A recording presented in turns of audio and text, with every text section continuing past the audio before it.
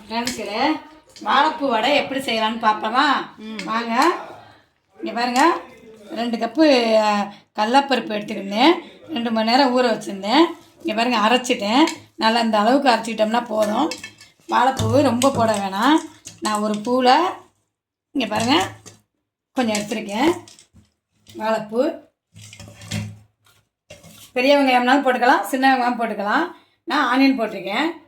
கொஞ்சம் 2 பச்சை மிளகா, ரொம்ப உரப்பு வேண்டாம், குழந்தையெல்லாம் சாப்பிடும்ல, அதனால் ரொம்ப வேணாம். 2 பல் பெரிய பல் பூண்டு போட்டிருப்போம். இது வந்து பாருங்கள், கருவேப்பிலை, கொத்தமல்லி போட்டிருக்கலாம். சோம்பு தேவையான சோம்பு போட்டுக்கலாம். ரொம்ப நம்ம தேவைப்பட்டது போட்டுக்குவோம். இங்கே சால்ட், உப்பு தேவையான போட்டுக்கலாம். இப்போ நன்றாக பிணைஞ்சிடலாம். இந்த மாதிரி பிள்ளைங்கள்லாம் ஸ்கூலில் விட்டு வந்தோடனே நம்ம பிள்ளைங்களுக்கு செஞ்சு கொடுக்கலாம். சின்னவர்களே பெரியவரையும் செஞ்சு கொடுப்போம். வாழைப்பூட அவ்வளவு நல்லது, வேக்காலத்தை அமர்த்தும். வாழைப்பூட ரெடி வச்சு பாருங்கள். சும்மா 10 நிமிஷத்தில் 2 மணி நேரம் ஊற வச்சு நம்ம இந்த மாதிரி செஞ்சிடலாம். வாழைப்பூட ரெடி.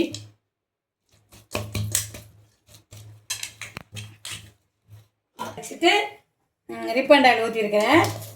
நம்ம தேவைப்பட்டதுன்னா என்னென்னா ஊற்றிக்கலாம். கடலப்பருப்போட ரெடி ஆயிடுச்சு.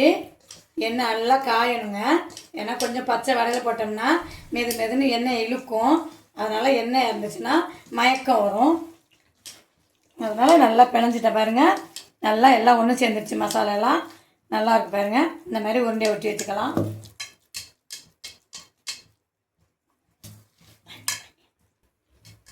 குட்டியாகவும் போட்டுக்கலாம், பெருசாகவும் போட்டுக்கலாம். நம்ம பிள்ளைங்க நல்லா விரும்பி சாப்பிடுங்கள். இதே நல்லா ஃபாலோ பண்ணுங்கள். எங்கள் சேனலை பாருங்கள். தொடர்ந்து என்னென்ன வீடியோ போட்டிருக்கோம், என்னென்னலாம் செஞ்சுருக்காங்கன்னு எங்கள் வீடியோ தொடர்ந்து பாருங்கள்.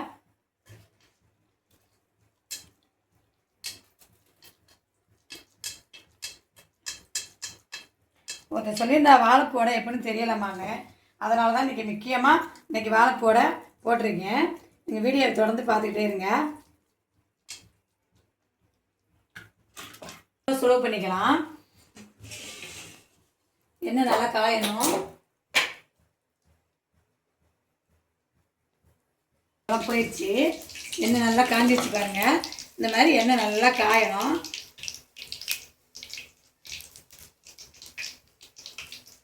இந்த பாருங்க, இந்த மாதிரி போட்டுக்கலாம்.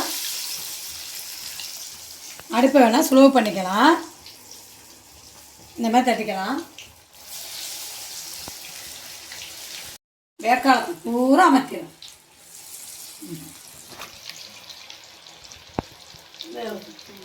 இங்கே பாருங்க, நல்லா செவந்திருக்கு.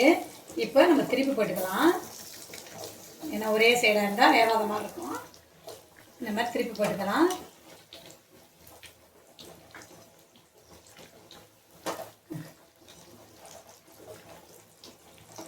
நல்லா செவக்கட்டும். அடுப்பை ஸ்லோவாக தான் வச்சுருக்கேன். ஏன்னா அடுப்பு ரொம்ப அதிகமாக வச்சுருந்து வச்சுங்களேன் கருவும். அதனால தான் அடுப்பை ஸ்லோவில் வச்சுருக்கேன். இங்கே பாருங்கள், வாழைப்பூட ரெடி ஆயிடுச்சு. மாமா கூப்பிட்டு மாமா சாப்பிட்டு அதை கூப்பிட்டு பார்ப்போம். இங்கே பாருங்கள், நல்லா முகம் நல்லா சிவந்துருச்சு. வாழைப்பூட சூப்பராக இருக்குது.